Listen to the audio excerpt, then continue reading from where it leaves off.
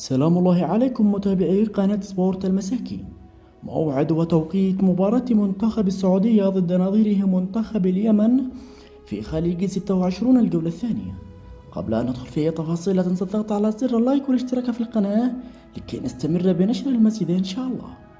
يواجه منتخب اليمن منتخب السعودية اليوم الأربعاء الموافق 2024 شهر 12 يوم 25 عند الساعة 5:25 مساء بتوقيت مكة المكرمة، واللقاء يقام على استاد جابر مبارك الأحمد الصباح.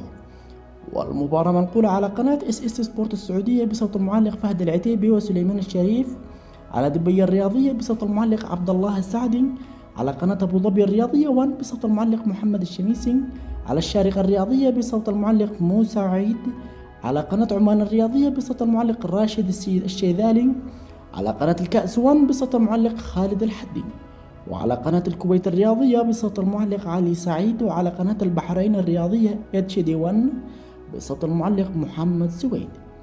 وصلنا إلى نهاية الفيديو، شكرا لكم على طيب المشاهدة. لا تنسى الاشتراك في القناة، ودمتم في أمان الله وحفظه.